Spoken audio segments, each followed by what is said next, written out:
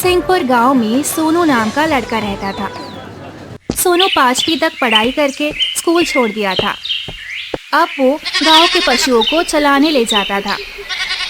सोनू के पिता उससे और उसकी माँ को बहुत पहले ही छोड़कर चले गए थे। अब सोनू घर की सारी जिम्मेदारी अपने ऊपर ले लिया था। माँ, ये लो पैसे। सोनू, आज बस इतने ही पैसे? हाँ माँ, अब इतने ही पैसे मिलेंगे क्योंकि गांव के कुछ लोगों ने अपने पशुओं को बेच दिया। लेकिन बेटा, सिर्फ इतने पैसे से हम घर कैसे चलाएंगे? आप चिंता मत करिए, मैं कुछ और काम ढूंढने की कोशिश करता हूँ। सोनू अपनी माँ को तसल्ली देकर घर से बाहर चला गया, लेकिन वह मन ही मन ये सोच रहा था कि वह और पैसे कहाँ से लाए, क्योंकि वह ज्यादा पढ़ा लिखा भी नहीं था और इसीलिए कोई उसे काम देने को तैयार नहीं था।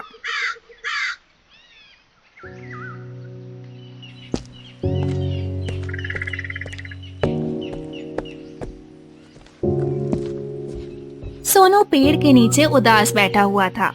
तभी एक हवा का झोंका आता है और उसके पास एक कागज उड़कर आता है। अरे, ये क्या है? सोनू उसे पढ़ता है। गोरखपुर में एक प्रतियोगिता होने वाली है और जो भी इस प्रतियोगिता में अव्वल आएगा उसे राजा अपने दरबार का द्वारपाल रखेंगे। ये तो बहुत अच्छी बात है। अगर मैं किसी तरह से प्रतियोगिता जीत गया तो मुझे राजा के दरबार में नौकरी करने का मौका मिलेगा और इससे मेरे घर का खर्चा आराम से चल पाएगा और कुछ पैसे हम हर महीने बचा भी लेंगे। मुझे किसी भी तरह करके ये प्रतियोगिता जीतनी ही होगी। सोनू ये खुशखबरी अपनी माँ को देता है। बेटा, तू तो अभी बहुत छोटा है, लेकिन उस प्रतियोगिता में बहुत पहलवान बुद्धिमान लोग हिस्सा लेंगे। तो कैसे जीतेगा बेटा? मैं तो कहती हूँ तू अपनी जान जोखिम में मत डाल। ओहो माँ, मैं आपका आशीर्वाद लेने आया था और आप मुझे वहां जाने से रोक रही हैं। आप मत घबराओ, मुझे कुछ नहीं होगा और आप देखना, राजा का द्वारपाल मैं ही बनूंगा। ठीक है बेटा, तुझे जैसा सही लगता है तू कर वैसा, लेकिन तुम एक बात ध्यान रखना, तेरी माँ घर में तेरा इंतजार कर रही है। सोनू अपनी माँ का आशीर्वाद लेकर गोरखपुर निकल जाता है।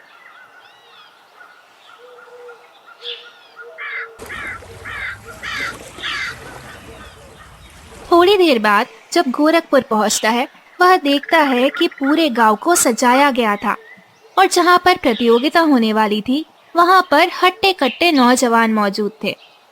उस प्रतियोगिता में सोनू को हिस्सा लेते देख सभी प्रतियोगी हंसने लगते हैं।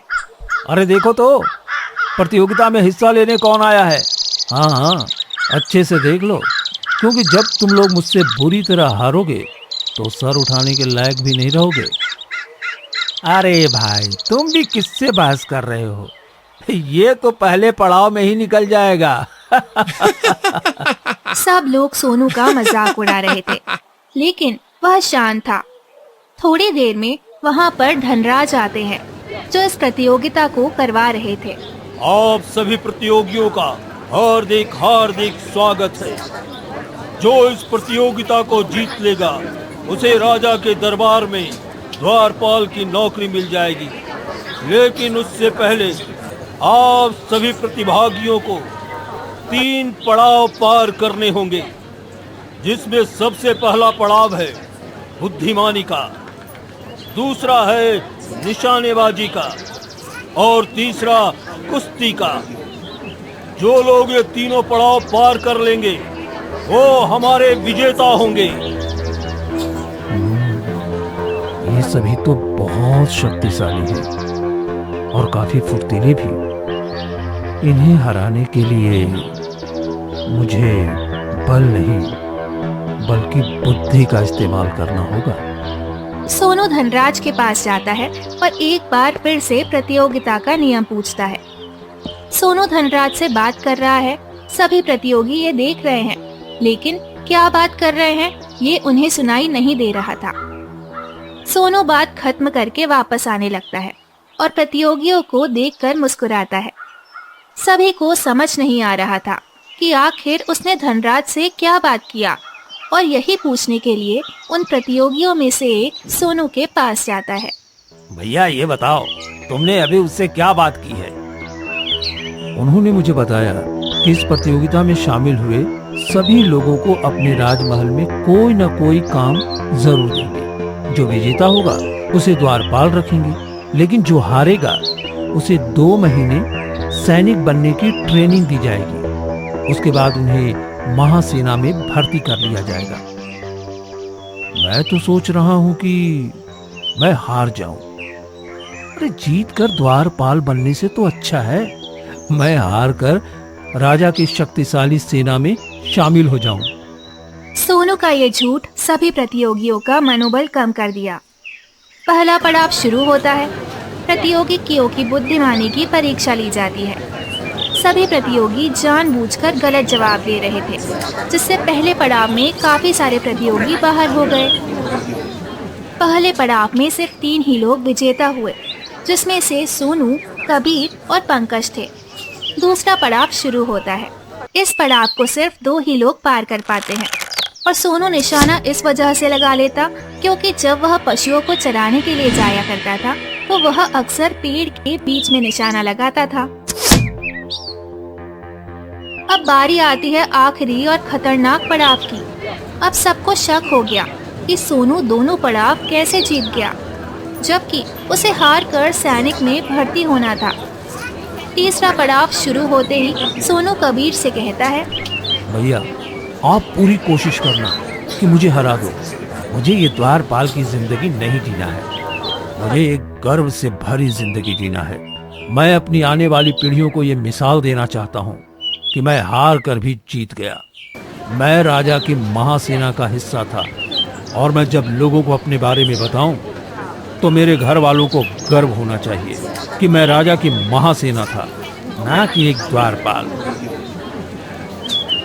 भैया मैं अपना शरीर ढीला छोड़ दे रहा हूँ, मुझे नीचे पटक दो, मैं हारना चाहता हूँ। सोनू की बात सुनकर कबीर भी महासेना में भर्ती होने का मन बना लिया, और वह जानबूझकर उस प्रतियोगिता में हार गया। और हमारे आज के विजेता हैं सोनू। सोनू को राजमहल का द्वारपाल घोषित किया जाता है। सभी प्रतियोगियों को कुछ समझ नहीं आ रहा था। वह वापस से धनराज के पास जाते हैं और उनसे पूछते हैं कि आपके और सोनू के बीच में क्या बात हुई। वो मुझसे प्रतियोगिता के बारे में पूछ रहा था। राजा ने ऐसा कुछ नहीं कहा। सभी प्रतियोगी सोनू पर इल्जाम लगाने लगे कि वह उन्हें झूठ बोलकर हराया है, और यह प्रतियोगिता वापस करवाई जाए। प्रतियोगियों और सरपंच में बहस हो जाती है। सभी लोग न्याय मांगने राजा के पास जाते हैं। आप सभी ने बिना सच्चाई जाने किसी की भी बातों में यकीन कर लिया। ये आपके लिए बहुत बड़ा सबक है। लेकिन सोनू, तुम्हें झूठ बोलने और प्रतियोगिता को भड़काने के लिए सजा जरूर मिलेगी। महाराज, मैं मानता हूं कि मैं इस प्रतियोगिता को जीतने के लिए झूठ का सहारा लिया, लेकिन मुझे इस नौकरी की सख्त जरूरत थी। मेरे घर का गुजर बसर नहीं हो पा रहा था, इसलिए मुझे ये नौकरी किसी भी हाल में चाहिए थी, और इसलिए मैंने झूठ बोलकर ये प्रतियोगिता जीती। अगर आप अब भी मुझे सजा देना चाहते हैं तो मैं तैयार हूं। महाराज, इस बच्चे को सजा देना सही नहीं होगा। ये अपनी जिम्मेवारियों की वजह से झूठ का सहारा लिया। मंत्री जी, शायद आप सही बोल रहे हो। जिम्मेदारियां छोटी सी उम्र में बड़ा बना देती है। तुम अब द्वारपाल नहीं, हमारी महासेना के नए सैनिक हो। सोनू बहुत खुश हो जाता है।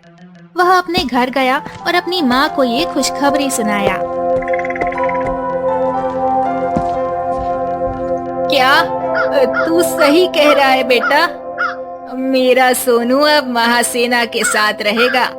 भगवान तुझे लंबी उम्र दे बेटा। अब आप देखना, मैं सब कुछ ठीक कर दूंगा। अब हम भी बड़े बड़े घर में रहेंगे और अच्छा अच्छा खाना खाएंगे। दोनों माँ बेटे एक दूसरे को गले लगाते हैं। धीरे धीरे उन दोनों की आर्थिक स्थिति सही होने लगी। सोनू महासेना में ईमानदारी से काम करता है और राजा की सेवा करता है।